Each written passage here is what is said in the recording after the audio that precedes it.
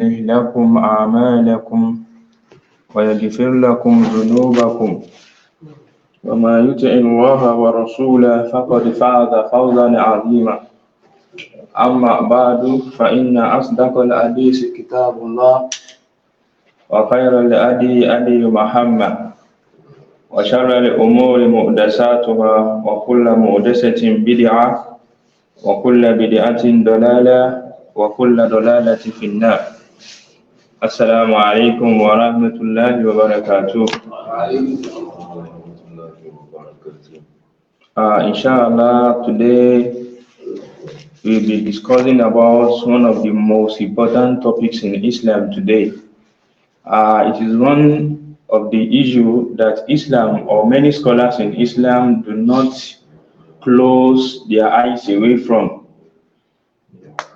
Thousands or hundreds of scholars in Islam wrote numerous books concerning this topic to indicate how important, how gigantic, how essential the topic is Islamically. Because in many countries, many places, everywhere, we see some things or we encounter so many deeds or engagements that many of we Muslims of today and even some of them during the previous time they engage in. And this is the kind of engagement that prompted many scholars of Islam to write so much about it, and as well to refute so many people that are dealing or praying, supplicating in contrary to the practice of the Prophet. What is the topic we are talking about? It has to do with Salat. So that is why this morning we will be looking into Salat, and it will be a very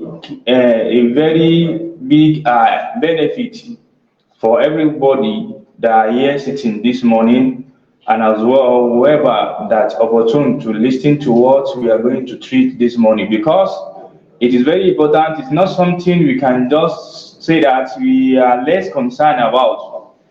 It is our predominant responsibility to be applying this while praying. What is the topic? The topic is Raf'ul Yadayn fi Salat, how to raise our hand in Salat. We might be looking that how is raising of hand so much that's important in Salat. You could see that the way many people raise their hand in Salat today, mostly it is in contrary to the Sunnah of the Prophet. And the Prophet said that Sallu kama ra'aytumuni usalli. Pray, supplicate your Salat exactly the way you see me doing it. That is, any act of our prayer must, I use the word must not differ from the way Prophet Muhammad sallallahu alaihi wasallam prayed. We are seeing so many things in the world.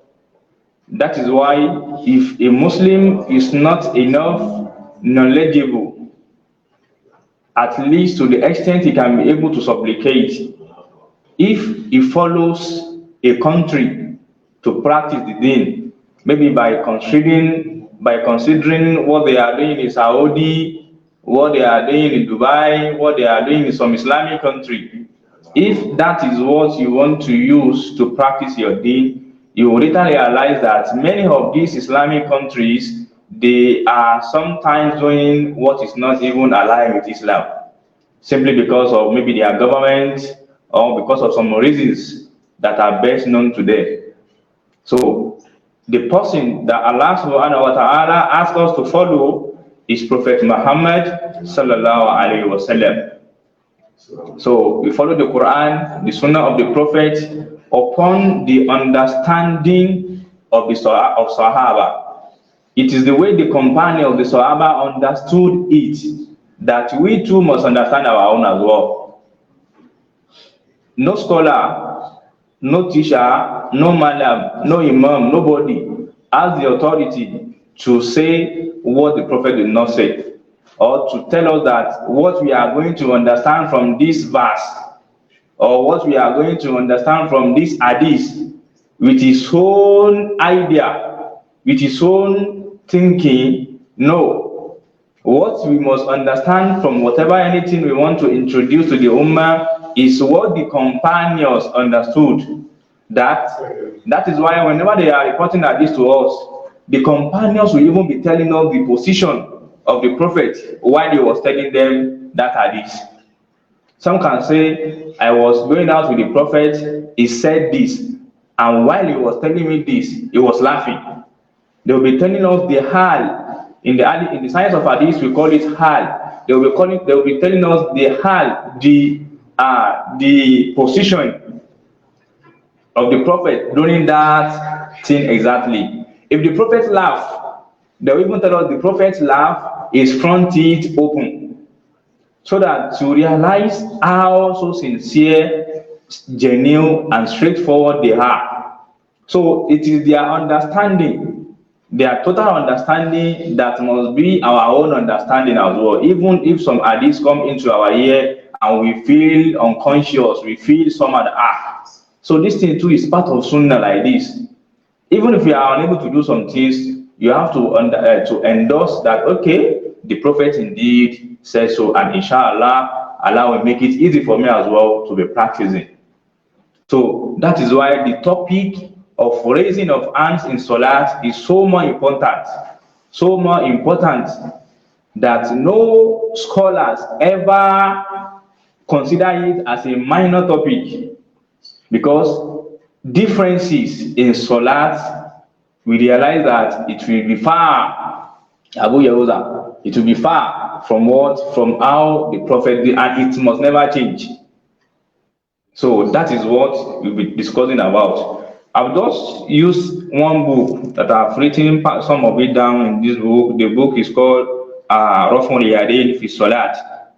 The title of the book is Raf'ul Yadayn fi Salat, Raising of Hand in Salat, written by Ibn Qayyim. Ibn Qayyim is one of the students of Shaykh al-Islam Ibn Taymiyyah.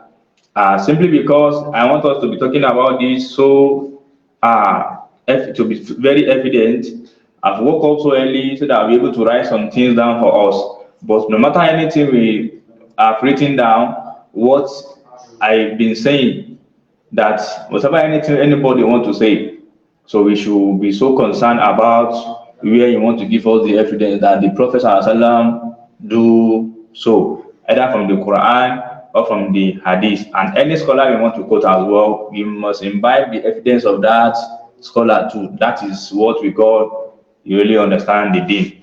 But before that, in this book, they brought so many assertions of scholars regarding raising of hand in Salat. So we see the benefit of listening to lecture, going out to Islamic garden, staying in the mosque for a little period of time, that the Imam or our madams will be talking to us. Because some things you hear today, it might not be opportune to hear it somewhere else to eternity. It happens like that as well. Now, Ilam an hadhihi mas'ala muhimma jiddan. Scholars say that know that this matter, this topic, is one of the most tough topics. It's very important. فَإِنَّ كُلَّ مُسْلِمٍ يُحْتَاجُ إِلَيْهَا. Many Muslims need to understand this. وَكُلَّ يَوْمِ مَرَّاتِ مُتَكَثِّرَاتِ لَا سِيَّمَا طَالِبُ الْآخِرَةِ وَمُقَصِّرَاتِ الصَّلَاةِ. Whoever that is praying, supplicating continuously, unstoppably, especially who is looking for reward on the year after. This topic will be very important to somebody that pray continuously accordingly. But somebody that used to pray once in a day, or once in a week, or once in a year might not see genuine reason to know this. While other eternal ulama biya ashaddu itinahan حتى صنف الإمام Abu Abdullah Buhari Kitaban Kabiro. This topic is very critical. Is very critical. Is very paramount to the extent that Imam Ismail al-Bukhari specially wrote a book, a very big book regarding it. وإثبات الرفع في هذين الموضوعين والإنكار الشديد على من كالف ذلك. And he wrote book to standardize, to stabilize this, that this is what we must be doing. This was how the prophets did it, and this is how it is written down in the book, in the hadith of the prophet when it comes to salat. And as well refuted so many people that are acting contrarily to the to this. Fawa Kitabun Nafis is one of the very great book. It is called Majmu' Shari al-Mu'adhab. So chapter 3, page 399, you will see it there as well. Now, I just want to bring some of the scholars' assertion before we look into it directly. وَكَذَلِكَ الْحَافِظ زَيْنُ الدِّينِ Ibn Rajab al-Ambali. Ibn Rajab as well wrote a book regarding this.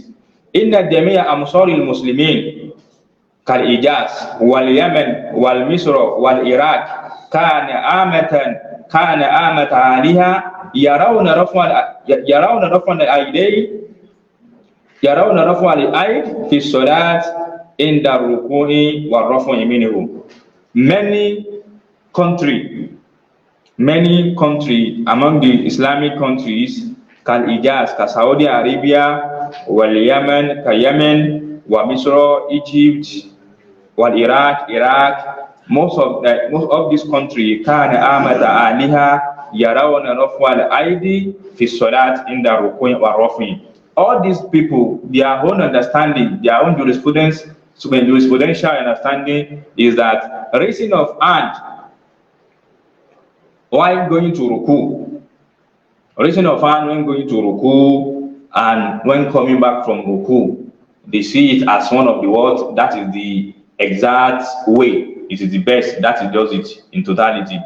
So in many countries like that, so they now brought like Saudi Arabia, you see it like that, they are doing it like that to them. Yemen, Egypt, Iraq, and many Muslim countries like that. You know, I said it from the beginning of my word that you don't look into country to determine the originality of a particular practice, but they just want us to know that this kind of country, this is who they have. But where we Muslims, we are waiting for them to tell us is that where is the prophet? What is the prophet on their stance? Abina, that is what we are looking into. But just let us know that some scholars as well, they have written so many books. I just write a little from them, like 3 of scholars like that. More than 100 scholars wrote many books regarding how to raise our hand while in salat. So this country they have mentioned, and now says Siwa Alil Kufa. But there are people of Kufa. People of Kufa is like all this Iraq, but far from Iraq like that.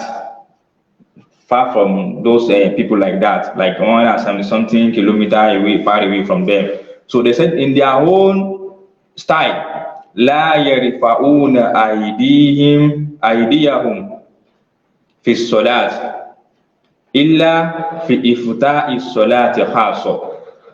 These people, like when we are talking about maybe in Saudi, Yemen, Iraq, as an example, America, London, like that, and they are praying their own. No, they used to just raise their hand only when they are going to ruku. They will raise their hand, they are two hands like this. Are you getting it now? Only when they are going to ruku and when they are returning back from ruku. So we should now say like, but in Nigeria, their own style, their own position in raising of hand, it is only when they want to start salat. After the call of Muazzin like that, it's only Allah Akbar. That's just only single one. You can see now there is now differences now. The people of Kufa style is different from Yemen, Saudi Arabia, Egypt, and others. If you are in this position, how do you want to sort yourself out? That okay, which one is the original one?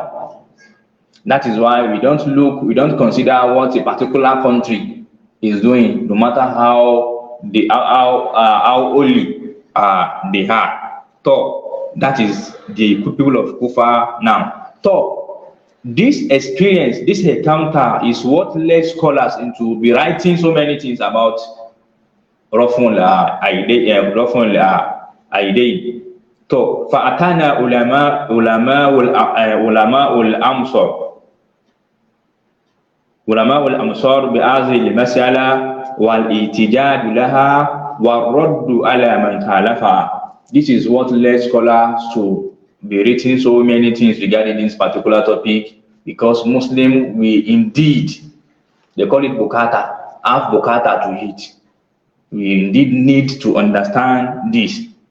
And they even wrote it as refutation, condemnation of anybody or anywhere they practice something in that differ from the prophet aspect. Another scholar as well also stated it down that they call it Imam al-Awza'i. Imam al-Awza'i is one of the tabi'in. Their own era was very far. So they are tabi'in. They people that follow the companions. So they are like that. But they are scholars as well. He said as well that ma ajtama alayhi ulama'u al-Ijaz wa Sham wal Basra. What scholars of Ijaz, when they say Ijaz, they are referring to Saudi Arabia. Anything under anything Saudi Arabia beyond Makkah, only Makkah, Medina. We have what is this place called? Bahrain, Kuwait, and all that. So now see that scholars of Ijaz, scholars of Saudi Arabia, was Sham. This particular country called Sham, I don't know their English this thing, no, but they are under the Islamic country as that. While Basra too is like all this Medina and all that, but they are under the same, but their own, like you have Nigeria, North, East, South, and all that stuff. All their scholars as well, they agreed, that is, they are on the same road on what Anna Rasulullah sallallahu alaihi wasallam, that the Prophet practice on regarding Raful Aidin to raise our hand, Raful Aidin, raising of hand according to the Prophet. Kana yarfa'u yadayhi, the Prophet raised his hand in Salat as mankibay, that is, this is mankib, your hand will not be on this place. Like, yeah, no, that some people don't put it on their chest like this, Allahu Akbar. That is not part of it. Mankib, this is the mankib, this place, like your shoulder here. So not past this mankibay, you not pass this example that I'm giving now. Hina yukabbir, whenever you want to say Allahu Akbar, that is from the beginning of Salat.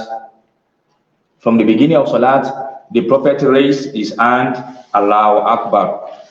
The iftah is Salat. Now, wa inna yukabbir liruku, and when he's going to ruku, when he say Allahu Akbar, he will say Allahu Akbar to ruku.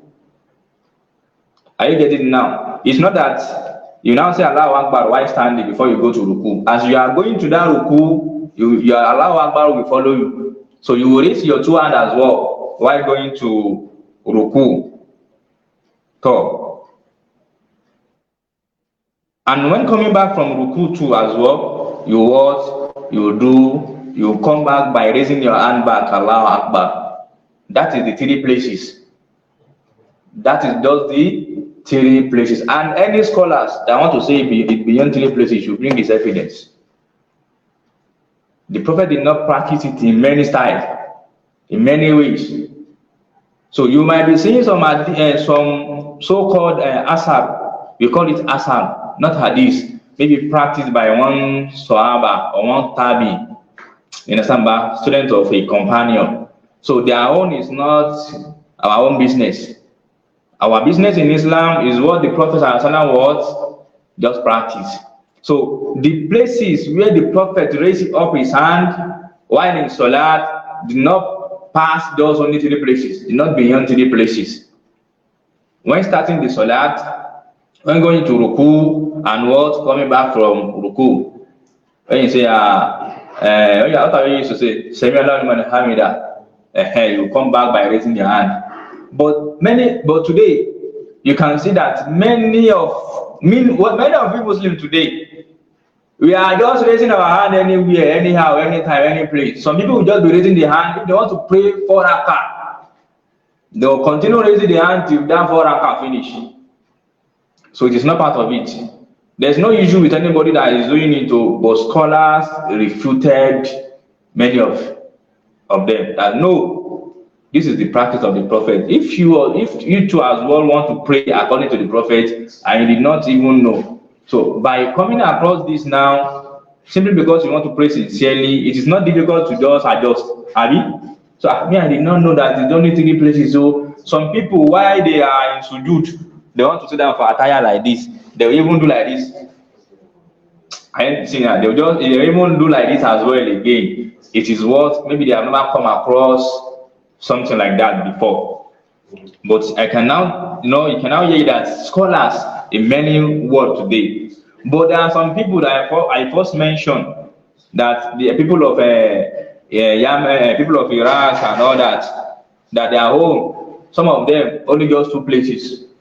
They don't even raise hand when they are saying Allahu Akbar. It's just only in Ruku and so when you come back from Ruku. And there are some people just only one, only when they want to start Salat. So you can now see the controversy. So if you see a scholar that is writing regarding raising 2 hands, you know the country it belongs. That it is people of Kufa. They used to talk like this. I now say it now. But what the practice of the Prophet is just only was the 3 places. I now getting it now. So, why is whenever he raise up his hand from Ruku as well, he raise his hand.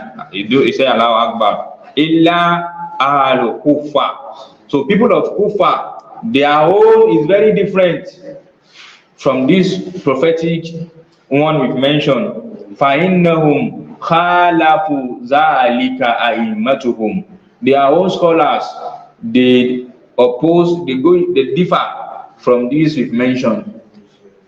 People of Kufa, they said that they are not that far from Yemen, Iraq, like that kilometer of 18, like that. So simply because of we in Arabic we based on, so all this Kufa, Yemen and all that, we not even know the English word for sometimes. But if you type it on your Google, you will see, you will read much about how far they are from those countries we have mentioned. So it is only people of Kufa. Like when we are talking about, let me use an example, like okay, those so countries, they are using Sharia law to govern. But in Nigeria, you can see the example now. In Nigeria, they are using democracy. So that's just the example. So scholars in Kufa, their own fatwa positions far from this prophetic one. So we as Muslims, we don't have problem with whatever they want to belong to. Are you now seeing it? This is how Muslims pray so comfortably. Like if scholars from Kufa like, they should put it. If they like, they should not put it. My own is waiting the prophet do. I mean, not so. Waiting be the prophet one position. So, and this I'm saying as well. Ibn Jarir and many scholars as that, they also asserted it. You see it in their books. So, Imam al-Bukhari, rahimahullah, qala al-Imam al-Bukhari fi kitabi. Imam al-Bukhari wrote a book, especially titled it Raf'ul Yadayn, raising of two hands. That's the title of the book of Imam al-Bukhari. So, Ba'da an rawa al-athara fil hadhihi al-mas'ala, after he brought so many evidences, so many practice, so many hadiths on this topic we've been talking about since. Fahawulahi, those scholars, those people, Halu Makkah, people of Makkah, Wal Medina, and Medina, Wal Yemen. You don't know Makkah and Medina now. Saudi Arabia. Wal Yemen, Yemen is an Islamic country. Their language is Arabic. Wal Iraq, you know Iraq. Iraq is not that difficult to understand. Ittafaqu ala raf'ul aidi. They agreed. Their consensus of what is what based on what? Based on raising the two hands in salat. So, according to the prophet, we have stated the position of the prophet while going opening iftitah salat, the first raf'ul adayn, when going to ruku and when returning back from ruku. Other ones are not there. If you see anybody does beyond that theory, it's either is following a tabi, because there are so many reports, like some tabi'ins, the students of the companions as well, so did so. But the prophet, the practice of the prophet, I will say that Sallu kama ra'aytumuni usalli. This is how the prophet raised hands in salat. So be confident about this. There is no problem. So waqala Muhammad bin Nasir al-Maruzi, one of the great scholars as well, he said, or he wrote that la na'lam misran min al-amsar taraku raf'a bi ajmaihim fil khafdi aw raf'i minhu illa al-Kufa. That is, we did not know any country, any place, any tribe, anybody among the countries that ignore raising of hand. Some people as well, they don't even see anything into raising of hand in the samba. So the raising of hand, either you raise up your hand or you bring your hand down, or this and that, except from people of Kufa. So it is among people of Kufa as well that isn't doing this too. You can now see that the reports are very much. Some raise hand only when they want to start salat. They will not do it when going to ruku or coming back from ruku. Some raise hand only they want to start salat when they want to start salat and ruku and coming back from ruku. While some do not even raise hand.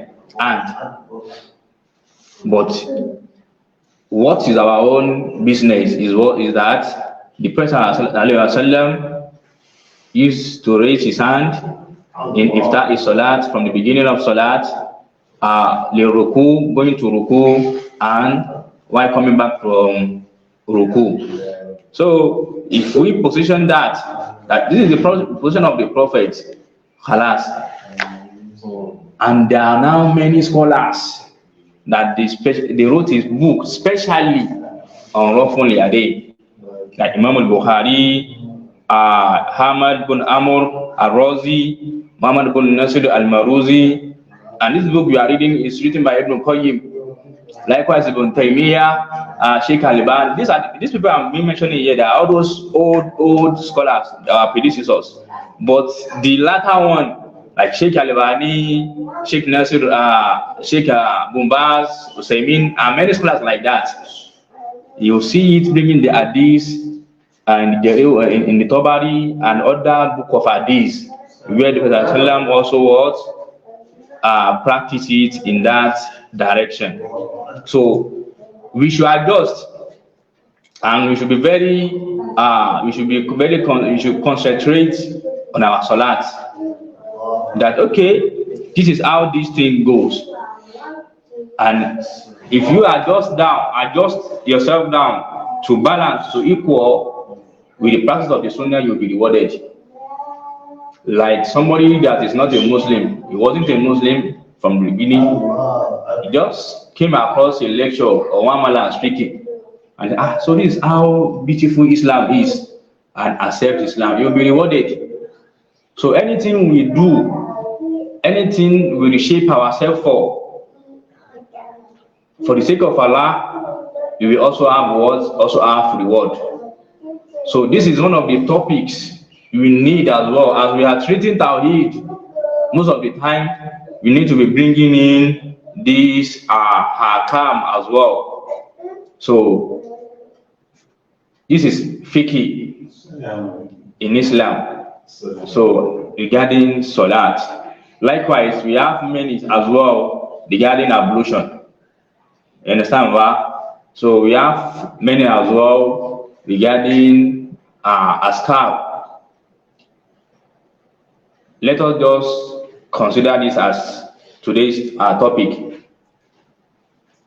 We can just look into minor or commonly minor mistakes that usually erupt from Salat as well, that people that are practicing, that are praying.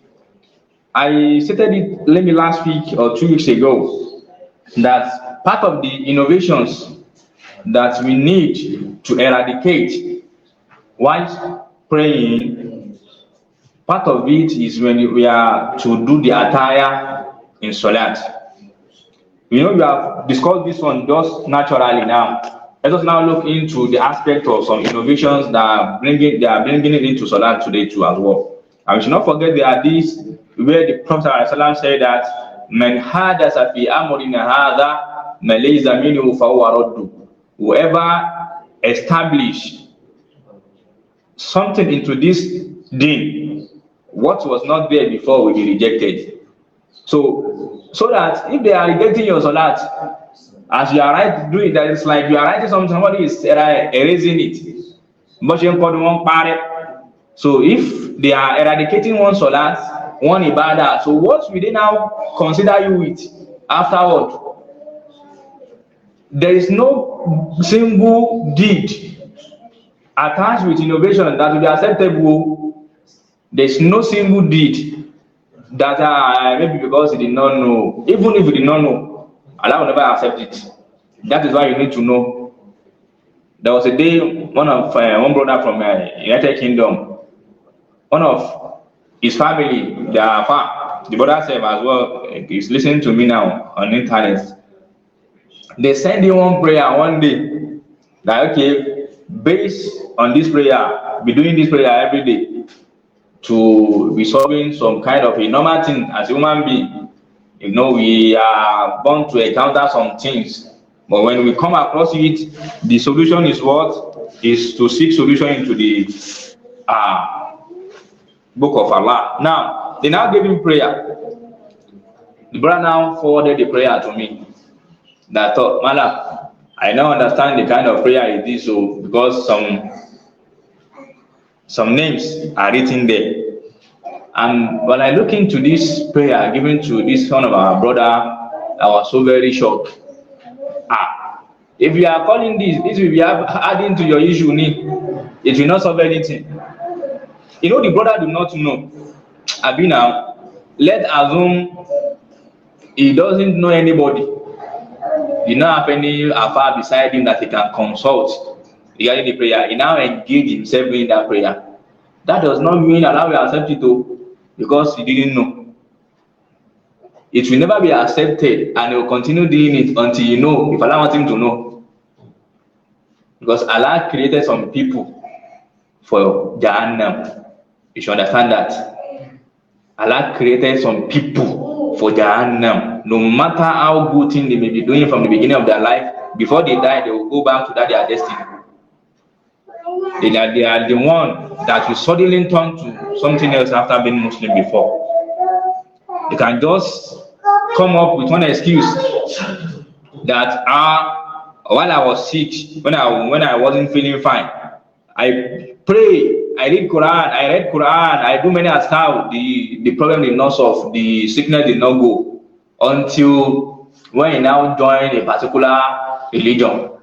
That is where he got relieved.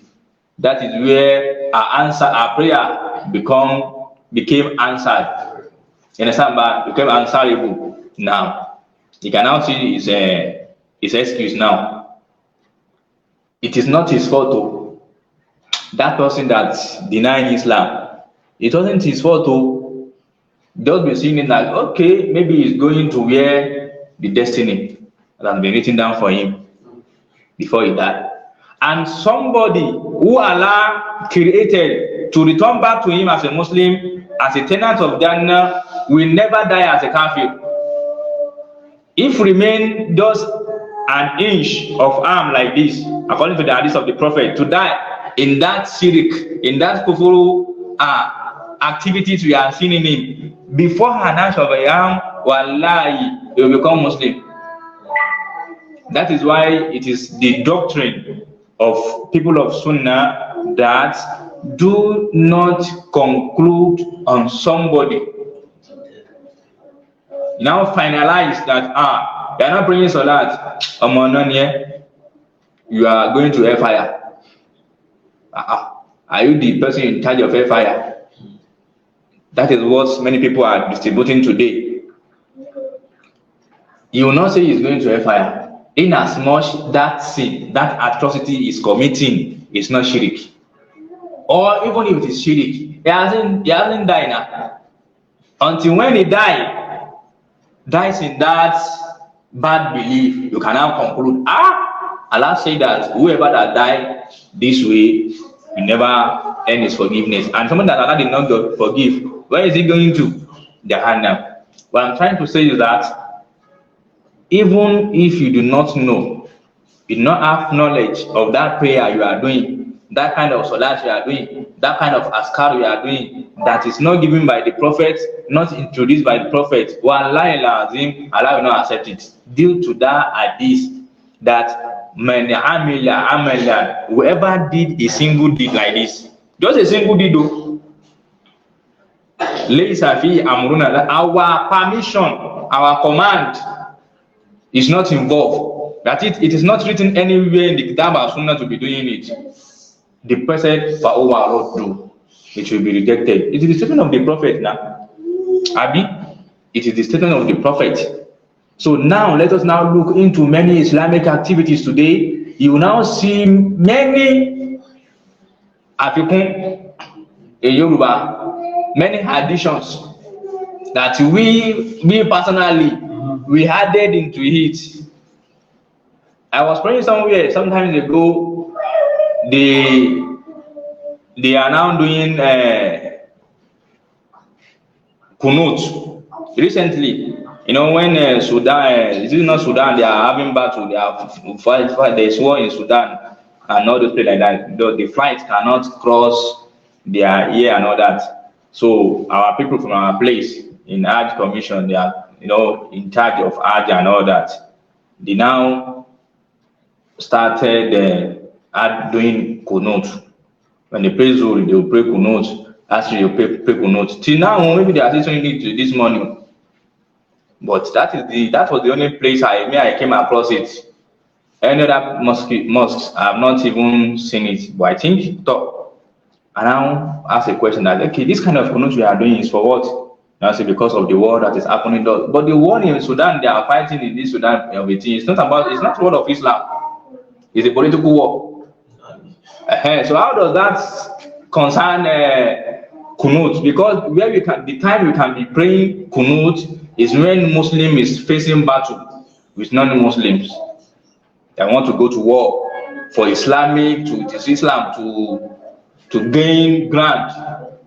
Understand? They want to unleash us from a particular place and want to fight it, that it is the land of Allah. Like maybe one country now come from out, say that they want to blow Kaaba. Understand? But so some Islamic country now assemble soldiers. They started a war. So any Islamic country, any place we are praying Salah, we must be doing kunut for the people of Muslims, isn't it? But that is not where I'm going. My concern now is that these people that are now doing kunut, do you know that they added many prayer into that kunut? Hatta until they added Rabbana Atina to Kunut. Kunut that is very tiny, very minor. Allahumma adina fimana adaita wa afina fimana afaita. But understand, not that long, as much like that though. They now added many prayer into it. They will do Rabbana, they will do Salatu Ibrahimiyya, they prayer at the last rakah. And I said, this one additional. You now see some people, they will now raise their hand like when they are praying like this. It is allowed in Kunut. Understand? Those are the places where raising of hand in prayer is allowed. So in that aspect, it's allowed. But the funniest part is that as they now open their hand and pray, they are even rubbing their face while praying. In Salat, they rub, some people they will now rub their face like this and their body. They will now go to sujood. You can see what's another thing they are practicing entirely now. So that additional aspect is what is not there. It will not be accepted. That one they added to it. It should not be accepted. That is how we Muslims of today, we are adding so many things that we think or philosophize might be good or okay for this thing. In ablution, when it comes to ablution, you see additional ablution. Yes, now you see now additional ablution, you see innovation there. Some people, before they start ablution, they have something that will first read after Bismillah. Some people can even be reading Robert and now before they start doing ablution.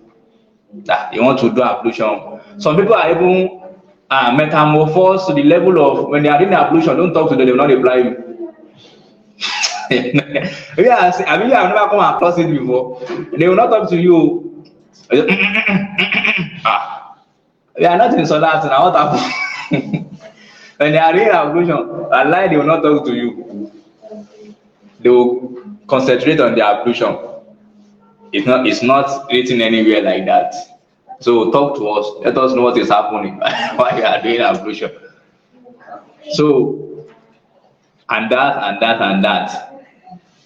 But where the issue, there's no Bismillah in ablution. I think you have cheated that one. So many today, after ablution now, we have one prayer that we used to do after ablution. That we do, Madam, remind me that prayer. It's not something like that. Me, I forget, something like that. When I'm doing ablution, I used to remember. But when it comes to discussing like this, you just feel. So what I'm trying to say is that some people, they will now raise their finger like this. La ilaha illallah, this and that. They raise their hand like this. They now use it to touch their tongue before they are going to Salat. So that hand you raise up, that finger, Nabidia, it's not there, it's an innovation. So talk less of using to touch your tongue. Are you now getting it now? So those are the things. So we are trying to let us realize that, oh no, this is one side, this is the other side. So may Allah subhanahu wa ta'ala accept our prayer. In Salat, this is how we raise our hand, and when we want to do Hadyu'Muhammad, we don't raise our hand, our palm. What did they call this one? It's not palm. Some people now do like this before the salam. After Hadyu'Muhammad, they now do like this. Assalamu alaikum wa rahmatullah. Some even raise their head down like this. Like that. When you are not going to kiss anybody. So that your neck, you raise up like this before you salam, it's not part of it. And it is also well known that very common that we are in sujood, you spread. Like some people when they want to sujood now, they will be like this. They will not go like this, so they will now go front. You have not seen them before. They will go front, they will spread, they will long like this enough. It is written in some book of fiqh like that. All this fiqh, holding this fiqh. And it's not in the Sunnah of the Prophet. I now saying it now. So some people, when they want to do salam, they will turn their head as if they want to look at the back. It's not up to that now. Just shake your head like this in the right and the left, and that's all. So likewise, many. But what we just centered on this morning is the aspect of raising of hand. So you cannot understand it that okay, the practice of the prophet, the Sunnah of the prophet is just in what? In 3 places.